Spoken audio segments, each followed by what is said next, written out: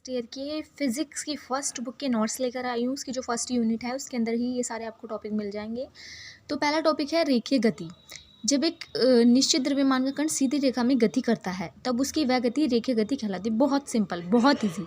यदि कोई पिंड एक निश्चित द्रव्यमान के सापेक्ष रेखांक दिशा में अपनी अवयवों को परिवर्तित या परिवर्तन रेखीय गति को प्रदर्शित करती है। रेखीय गति करते हुए किसी पिंड से संचित ऊर्जा उसकी गतिज ऊर्जा कहलाती है, जो पिंड के द्रव्यमान तथा वेग पर निर्भर करती है। ये है। और ये जो मैंने यहाँ पे ब्लैक से निशान लगा रखे हैं, ये ब्रैकेट टाइप के, ये अलग अलग डेफिनेशंस है। आप इसको ऐसे भी लिख सकते हैं, ऐसे भी, और दोनों में भी लिख सकते हैं कि इक्वल टू हाफ mv² रेखीय गति हो गई।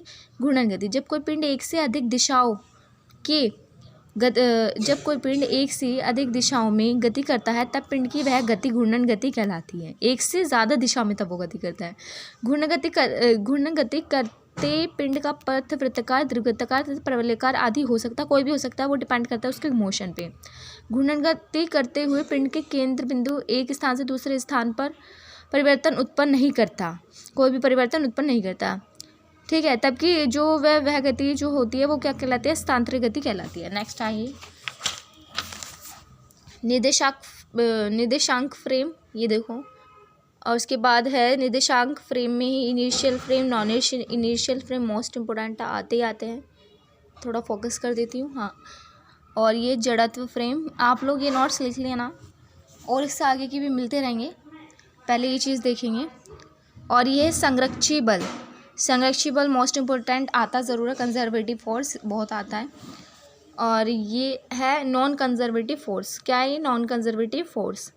संरक्षित बल, ये आप इसे यहाँ पे भी लिख सकते हैं और यहाँ पे भी लिख सकते हैं। ठीक है, दोनों चीज़ें वेरी वेरी इंपॉर्टेंट है, आएगा ज़रूर, आएगा ही, ये मत सोचो आप। ठीक है, अब है असंरक्षित बल पथ के रूप में। पहली डेफिनेशन जो है वो है पथ के रूप में। असंरक्षित बल ये होता है पथ के रूप में। ये इसकी सारी डेरिवेशन, ये हाँ देखो इसकी सारी बहुत इजी है। ग्रेड यू निकालना है, आप निकाल चुके हैं कई बार। आपने जब 12th वगैरह में किए, ग्रेड, डाइवर्जेंस सब निकालते थे, कार्य ऊर्जा प्रमेय, work energy theorem. It's so easy. सारी चीज़ें मैंने साइड में लिख रखी है, जो समझना है आप लोग वो कमेंट कर दीजिएगा, जो भी कुछ समझना है। नेक्स्ट देखते हैं, जितने टॉपिक हो पाएंगे कवर। अब एक ये क्वेश्चन है मोस्ट इम्पोर्टेंट, सिद्ध करो एक पूर्ण चक्र पथ में संरक्षित बल के सापेक्ष किया गया कार्य शून्य होता है। ये चीज़ हमें मतलब एक पूरे, जब संरक्षित बल पूरा राउंड एक चक्कर लगाता है तो उस पर जो फोर्स होता है, उसका जो कंजर्वेटिव फोर्स होता है वो क्या होता है? ज़ीरो होता है। ये चीज़ प्रूव करनी है। बस आगे आएंगे सेंटर ऑफ मास, जितना आ पा रहा है कवर हो पा रहा है। ये जो चैप्टर 2 चैप्टर 3 डल रहे हैं इसको आप नहीं देखो, बस ये देखो, जितना कवर हो पा रहा है उतना मैं कवर कर दूँगी। सेंटर ऑफ मास, ये उसकी डेरिवेशन सेंटर ऑफ मास की। ठीक है, एंड देन आगे चलेंगे द्रव्यमान केंद्र वेग। ठीक है, एंड उससे आगे चलेंगे। अब उससे आगे है ये द्रव्यमान केंद्र त्वरण, इसकी भी कई बार डेफिनेशन पूछी जाती है। एंड देन लीनियर मोमेंटम,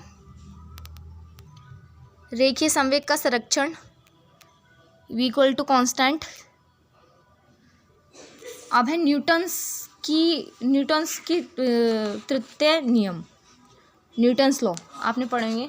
तृतीय नियम, इतने 3 नियम होते हैं न्यूटन्स के, वो सब है। और ये क्वेश्चन मोस्ट इम्पोर्टेंट, ये पूछा जा सकता है। स्प्रिंग द्वारा जो द्रव्यमान का है उसका मास ज्ञात करना पड़ता है, वेग, वो सब। ठीक है, डेरिवेशन आप लोग देख लेंगे यहाँ से, इजी है। जो ना समझ आया आप कमेंट कर दीजिएगा, वो भी, उसके लिए भी वीडियो डल जाएगी फिर दोबारा से विद एक्सप्लेनेशन। एंड नेक्स्ट चलेंगे। अभी थोड़ा मतलब बजट लो है तो उस हिसाब से वीडियो बन पा रही है। हाथ में फ़ोन लेके करना पड़ रहा है तो थोड़ा हार्ड पड़ता है, देखिए।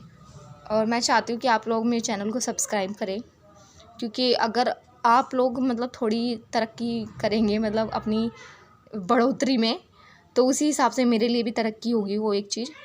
ठीक है, एंड देन इसके बाद ये यहाँ पे लास्ट टॉपिक कर रही हूँ मैं, क्योंकि इतनी बड़ी वीडियो बन नहीं पाती। कोणीय संवेग मोस्ट इंपॉर्टेंट है, आप लोग इसको कर लीजिएगा। और प्लीज़ मेरे चैनल को सब्सक्राइब कीजिएगा और लाइक और शेयर कीजिएगा, जिससे कि आपके अलावा और लोगों को भी हेल्प मिल सके। ठीक है, बस मैं यही चाहती हूँ कि आप लोगों के अलावा और लोगों को भी हेल्प मिल सके, तो इसलिए अपने अलावा दूसरों का भी भला सोचो। एग्ज़ाम में भले ही ना सोचो पर अभी के लिए तो सोच सकते हो ना। वो तो हमारे माइंड पे डिपेंड करता है कि हम कितना मेमोरी अपने माइंड में रख पाते हैं और कितना नहीं। ठीक है, तो प्लीज़ सब्सक्राइब माय चैनल, और अगली वीडियो इससे आगे की मिलेगी आपको। अगली कौने संवेग से आगे की वीडियो आपको अगली वीडियो में नोट्स मिलेंगी। ठीक है, सब्सक्राइब कर दीजिएगा प्लीज़। अगर आप लोग करेंगे तो मुझे भी मज़ा आएगा। मुझे सच में मज़ा नहीं आता अगर मतलब सब्सक्राइबर नहीं बढ़ते, ऐसा कुछ होता है ना। क्योंकि एक होता है ना कि अगर आपको लाइक एक किरण दिखाई दे तो आप पूरी रोशनी पकड़ लेते हैं, तो आप वो किरण आप लोगों को दिखानी है। और फिर मैं शायद इससे बड़ा बड़ा कुछ मतलब अच्छी क्वांटिटी में और अच्छे पैटर्न में सब चीज़ें आपको समझाऊँ। और कुछ भी हो सकता है, लाइक बस आप लोग सपोर्ट कीजिएगा और मैं भी आपके लिए वीडियो डालती रहूँगी। Thank you, thanks a lot.